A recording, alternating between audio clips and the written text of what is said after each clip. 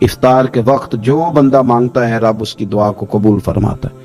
इन औकात में अल्लाह से मांगा जाए और खूब मांगा जाए, ऐ अल्लाह इस माह मुकद्दस का सदका उम्मत मुस्लिमा के लिए रहमत वाले फैसले फरमा। तिरमिजी शरीफ में हदीस है, हुजूर ने फरमाया दुआ इबादत है। इसी तिरमिजी में हदीस है, फरमाया दुआ इबादत का मग़ज़ है। और इसी तिरमिजी में हदीस है, नबी पाक अलैहिस्सलाम ने फरमाया याद रखो रब के नजदीक, अल्लाह के नजदीक दुआ से ज्यादा इज्जत वाली चीज कोई नहीं, इससे बड़ी इकराम वाली चीज ही कोई नहीं अल्लाह के हुजूर। तुम अपने रब से जब मांगते हो तो बड़े मुअज़्ज़ज़ होते हो।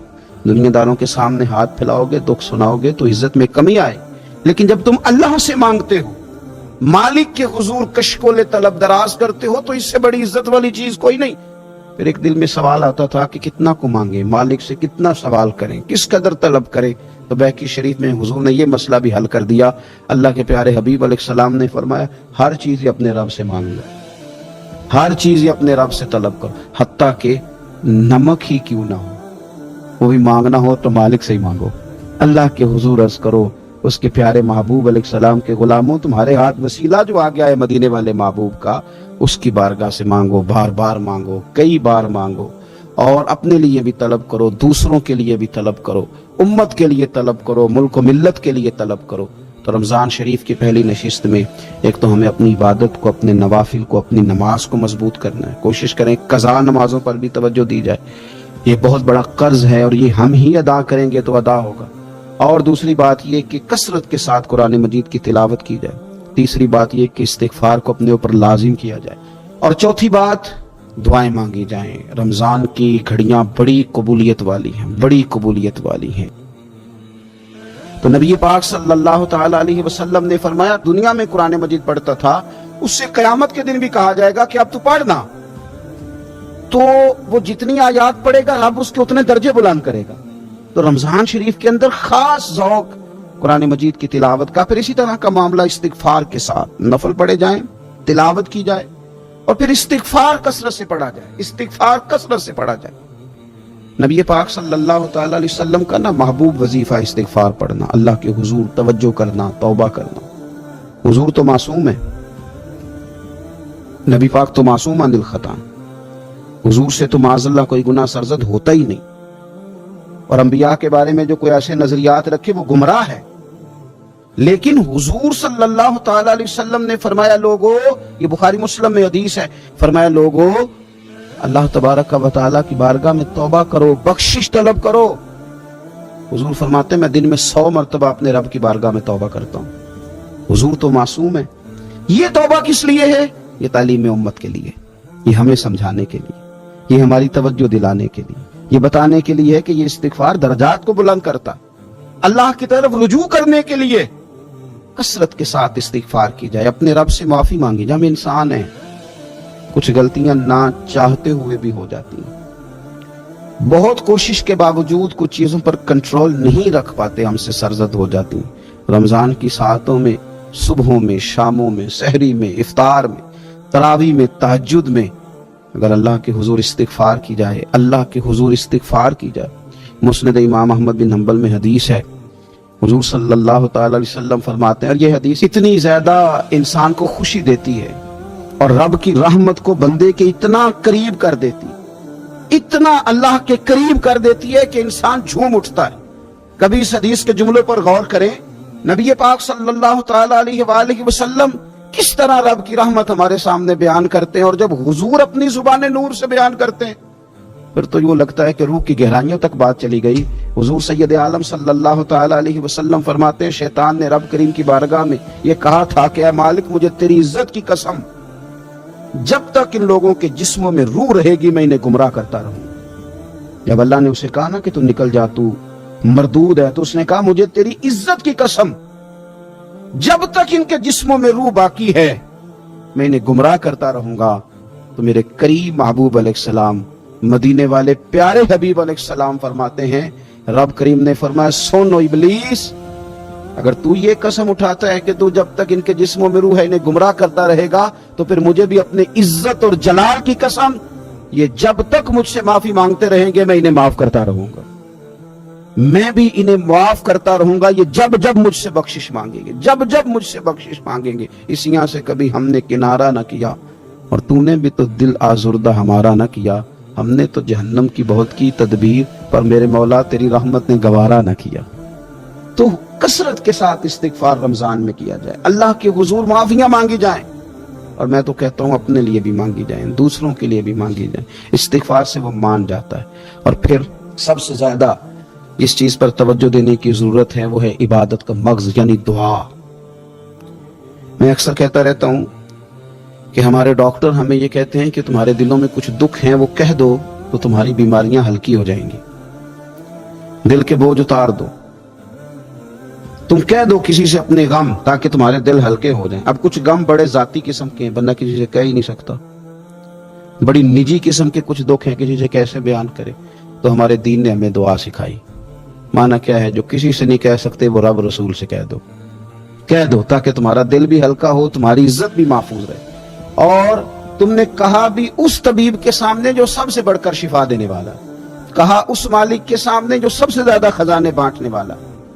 رمضان کے ماہ مبارک میں دنیا داروں کو چھوڑ کے رب کی طرف متوجہ نہ ہو، اس کریم کی بارگاہ میں اپنی ساری تکلیفیں بیان نہ کرے۔ بیمار بھی آئیں، مقروض بھی آئیں، تنگ دست بھی آئیں، بے اولاد بھی آئیں، کمزور بھی آئیں، سارے جھکیں، روزہ رکھ کے، تراویح پڑھ کے، قرآن پڑھ کے، اپنے سارے دکھ اپنے مالک کے حضور بیان کر کے اس ماہ مبارک کی ہر رات میں اس سے بخشش کا سوال کریں، رحمت کا سوال کریں، کرم کا سوال کریں۔ وہ بڑا ہی کریم ہے۔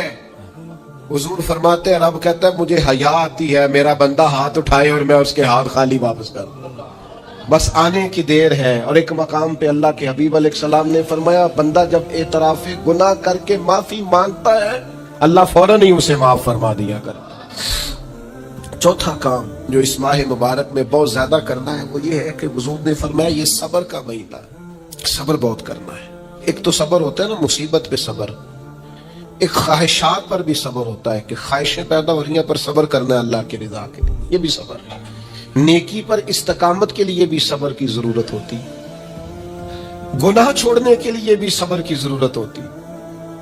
آپ کے پاس مواقع موجود ہے معاذ اللہ برائی کے، لیکن اگر آپ صبر کرتے ہیں اللہ کی رضا پہ راضی رہتے ہیں تو یہ بھی صبر ہے۔ نبی پاک علیہ السلام نے روزہ دار کو صبر کرنے کا کہا، فرمایا تو تم نے کوئی بےہودہ بات نہیں کرنی، کوئی گالم گلوچ نہیں کرنی، اور اگر کوئی تم سے لڑائی جھگڑا کرے، کوئی بےہودہ بات کرے تو تم نے کیا کہنا؟ انی صائم مرتين، تم نے 2 مرتبہ کہنا بھائی میں تو روزہ دار ہوں۔ کوئی جھگڑا کرنا چاہے، لڑائی کرنا چاہے، برا بھلا کہے، کوئی الجھانا چاہے تو کہنا انی صائم، میں روزہ دار ہوں۔ یہ وظیفہ یاد کریں گے؟ کیا کہنا ہے؟ یہ وظیفہ ہے پورے رمضان کا، یہ بخاری میں حضور نے بتایا۔ کوئی جھگڑا کرے گھر کے باہر بھی اور گھر کے اندر بھی، کوئی جھگڑا کرنے لگے، جھگڑا ہونے لگے تو کہنا انی صائم، میں، اور ایک دفعہ نہیں کہنا، مرتين، حضور نے فرمایا 2 دفعہ کہنا، میں روزہ دار ہوں، میں کوئی جھگڑا نہیں کروں گا، کوئی فساد نہیں کروں گا، کسی بےہودہ بات کا جواب نہیں دوں گا۔ کیوں؟ اس لیے کہ میری ایک شان ہے، میں روزہ دار ہوں، میں اس وقت ایک منصب پر فائز ہوں، میں روزہ دار ہوں۔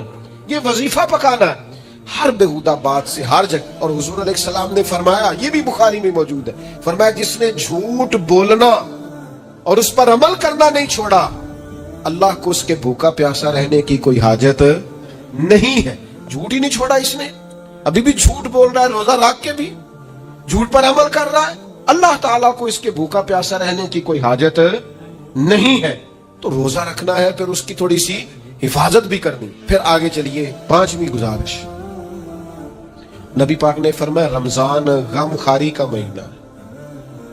آپ کو پتہ ہے جو بندہ روزہ نہ رکھ سکے کسی خاص مجبوری کی وجہ سے، بیماری کی وجہ سے، کسی عذر کی وجہ سے، تو قرآن مجید نے کیا کہا؟ وہ ایک مسکین کو کھانا کھلائے۔ روزے کا فدیہ یہ ہے کہ پھر وہ کیا کرے؟ روزہ نہیں رکھ سکتا تو مسکین کی خدمت کرے۔ شرعی حکم یہ ہے کہ کسی نے اگر روزہ توڑ دیا رمضان کا تو 60 روزے رکھے کفارے میں، 60 نہیں رکھ سکتا تو پھر 60 مسکینوں کو کھانا کھلائے۔ تو بار بار روزے میں مسکین کا ذکر آ رہا ہے۔ نبی کریم صلی اللہ تعالی علیہ وسلم نے ارشاد فرمایا، جس شخص نے کسی روزہ دار کو افطاری کرائی تو اللہ تبارک و تعالی افطاری کرانے والے کی بخشش بھی فرما دے گا، اور فرمایا جتنا اجر روزہ رکھنے والے کو ملے گا اتنا ہی اجر اللہ افطار کرانے والے کو بھی عطا فرمائے گا۔ صبح سے لے کے افطاری تک بندہ ہر وقت عبادت میں ہوتا ہے، تراویح کے بعد بھی دعائیں مانگے تو وقت قبولیت کا۔ میرے بھائیوں، رمضان کی راتیں بھی قبولیت کی، آخری طاق راتوں کی شان قبولیت کی، لیلۃ القدر قبولیت کی۔ اس دفعہ جھک نہ جائیں اس کی بارگاہ میں سجدے میں، رو رو کے معافی مانگ نہ لیں اس سے۔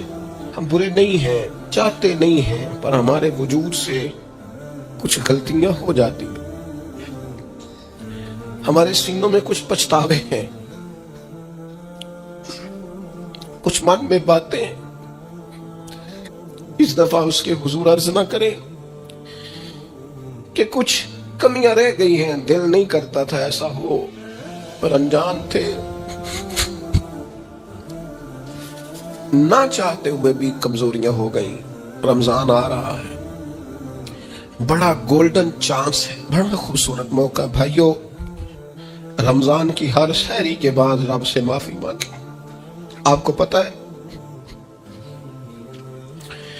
اتنی بڑی امت مسلمہ لیکن ہر گلی میں کمزور ہے، ہر جگہ رسوائیاں ہمارے ساتھ چمٹی ہوئی ہیں، ہم چاہ کے بھی اپنے بھائیوں کی مدد نہیں کر سکتے۔ میرے پاس ایسے ایسے جوان آتے ہیں جو کہتے ہیں ہمیں بتائے نا ہم فلسطین کے لیے کیا کر سکتے، ہمیں بتائے نا۔ یہ ہماری بے بسی، یہ ہماری غلطیوں کا نتیجہ ہے۔ تو خوب استغفار کریں، اپنی کوتاہیوں کی معافی مانگیں۔ رمضان کی ہر صبح میں، ہر شام میں، ہر دن میں، ہر رات مصلے بچھا بچھا کے عرض گزار ہوں کہ مالک تو ہمیں معاف فرما۔ اور میں آپ سے ایک اور بات بھی عرض کروں، شیخ ابو الحسن کو میں پڑھ رہا تھا تو روتے جا رہے تھے، روتے ہی جا رہے تھے، روتے ہی جا رہے تھے۔ ایک شام تو ان کے کچھ لوگوں نے ان سے کہا کہ حضور اس قدر زیادہ آہوزاری، تو فرمانے لگے میری بس اتنی خواہش ہے کہ جب میں اپنے رب سے ملوں نا تو میرا رب مجھے ناراض نہ ملے۔ تو میں ہر وقت اس لیے تڑپتا ہوں کہ میرے اندر جو کوتاہیاں مجھ سے ہو گئی ہیں، میرا مالک وہ مجھے معاف کر دے۔ ہم نے کوشش کی ہے زندگی میں ماں باپ کی خدمت کرنے کی، لیکن نہیں، ہم سے ان کے حق ادا نہیں ہو سکے۔ کوشش کی ہے بہن بھائیوں پر توجہ دینے کی، لیکن حق ادا نہیں ہو سکے۔ چاہیے تھا اولاد کی تربیت بڑی شاندار کرتے، لیکن سہولتیں کچھ زیادہ دے بیٹھے، لاڈ پیار کچھ زیادہ کر سکے، ان کی تربیت کا بھی صحیح حق ادا۔ اللہ نے عزت زیادہ دی تھی، جواب میں ہماری خدمتیں تھوڑی ہیں۔ ہم اپنے رب کی بارگاہ کی حاضریوں کے بھی حق ادا نہیں کر سکے۔ اس نے ہمیں نوازا زیادہ ہے، ہمارا شکر کم ہے، ہم اس کا حق ادا کرنے کا کام یہ ہے میرے بھائیوں کہ رمضان میں خوب استغفار کریں۔ ہم سے جو کمیاں رہ گئی ہیں اس پورے ماہ مبارک میں، اپنے مالک سے عرض کریں کہ مالک اس ماہ مبارک میں جنہیں تو معاف کرنے والا ہے ان میں ہمارے بھی نام شامل فرما، ہمارے بھی نام شامل فرما۔ اور بھی عرض کرنی ہے، ان کے لیے بھی دعائیں کرنی ہے رمضان میں جو ہم سے بچھڑ گئے، جو مٹی تلے جا کے آرام فرما ہو گئے۔ یہ رمضان المبارک چونکہ بخشش مانگنے کا مہینہ ہے، اللہ کے حضور معافی مانگے ان کے لیے بھی، ہمارے اپنوں کے لیے، ماں باپ کے لیے، عزیز و اقربا کے لیے، کہ اللہ کریم ان کی قبروں کو بھی ٹھنڈا کرے، ان کے حال پہ بھی رحمت کی نظر کرے، ان کے لیے بھی مالک آسانیاں کرے۔ خوب دعائیں مانگے رمضان میں، خوب دعا۔ اور جو محتاج ہیں، جو تنگ دست ہیں، جو غریب ہیں، جن کو زمانہ گزر گیا ہے، دوستوں کو، احباب کو، مخیر حضرات کو متوجہ کرتے ہوئے وہ بھی تھوڑی توجہ کریں۔ اس سال کریم فرماتے ہیں کہ حضرت جبریل آئے اور میں نے ابھی منبر کی پہلی سیڑھی پر قدم رکھا تھا تو انہوں نے عرض کی یا رسول اللہ صلی اللہ تعالی علیہ وسلم، ہلاک ہو جائے وہ شخص جو آپ کا نام سنے اور آپ پر درود و سلام نہ پڑھے۔ تو میں نے کہا آمین۔ پھر حضرت جبریل عرض گزار ہوئے یا رسول اللہ، صلی اللہ تعالی علیہ وسلم وہ ہلاک ہو جائے جس نے بڑھاپے میں والدین کو پایا اور ان کی خدمت کر کے بخشش نہ حاصل کر سکا. میں نے کہا آمین. اور کریم فرمانے لگے پھر حضرت جبریل نے عرض کی یا رسول اللہ ہلاک ہو جائے وہ شخص جس کو زندگی میں رمضان ملا, جس کو اس ماہ نور و سرور شہر رمضان الذی انزل فیہ القرآن, رمضان کا وہ مہینہ جس میں ہم نے قرآن نازل کیا, جس کو ماہ مبارک, ماہ نور و سرور, ماہ طیب, ماہ مبارک رمضان ملا, پھر وہ اپنی بخشش نہ کرا سکا, وہ ہلاک ہو جائے. تو حضور فرماتے میں نے بھی کہا آمین. اللہ تعالی ہم سب کو محفوظ فرمائے. میں عرض کر چکا ہوں کہ جب ثواب بھی بڑھا دیا گیا اور جب طاقت بھی بڑھا دی گئی عبادت کی اور جب برکتیں بھی زیادہ ہو گئی, نعمتیں بھی زیادہ ہو گئی, رکاوٹ ڈالنے والا, رخنا ڈالنے والا شیطان بھی قید کر دیا گیا, تو اب بھی کوئی شخص اگر توجہ ہی نہ کرے, رجوع ہی نہ کرے, تو پھر اس کے لیے یہ حکم آیا کہ وہ ہلاک ہو جائے, پھر وہ برباد ہو جائے. جب اتنی سعادتیں موجود ہیں, اتنے بندوبست کیے گئے ہیں, جنت کو سجایا گیا. رمضان شریف میں 2-4 کام ضرور کرنے. ایک تو روزہ رکھنا ہے.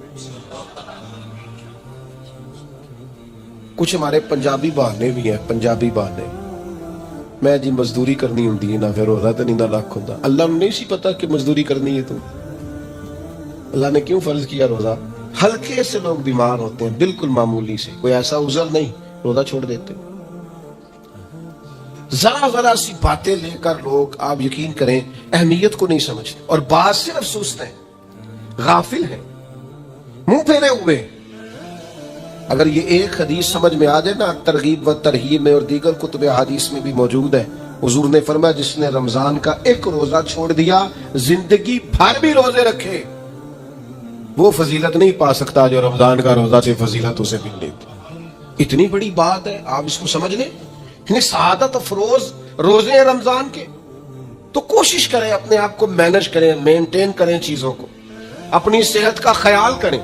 میں تو دوستوں سے کہا کرتا ہوں رمضان سے پہلے جو ایام ہے, پہلے سے بڑھ کر اپنی طبیعت کا خیال رکھیں, تاکہ رمضان میں کوئی کسی قسم کی طبیعت میں بھی کمزوری پیدا نہ ہو, اور صحیح صحت مندی کے ساتھ انسان رمضان شریف کے روزے گزار سکے.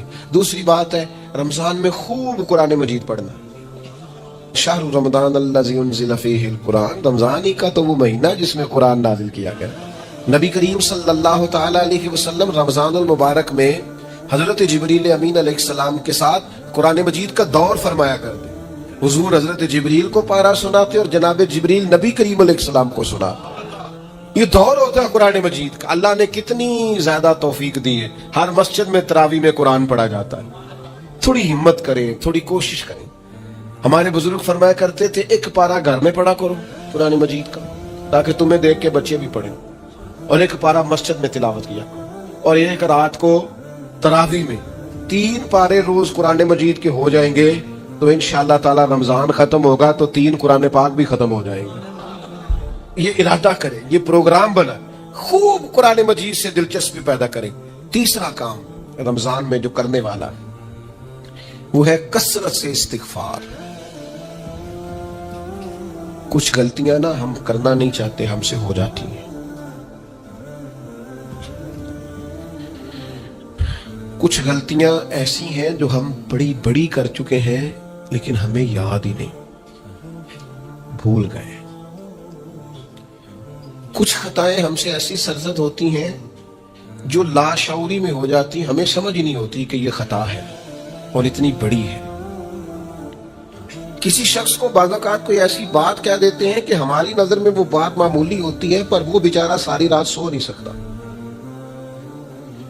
رمضان کا مہینہ ہے اپنے رب سے معافی مانگنے کا مہینہ, اس سے توفیق مانگنے کا مہینہ, اس کے حضور حاضر ہونے کا مہینہ. میں آپ کی خدمت میں عرض کروں,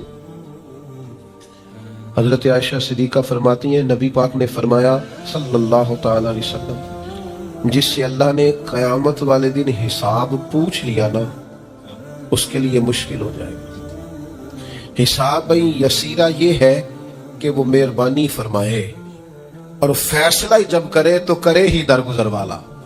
فرمایا جا تجھے معاف کیا. رمضان کا خاص مہینہ ہے. سحری میں بھی دعا قبول ہوتی ہے, افطار میں بھی دعا قبول ہوتی ہے,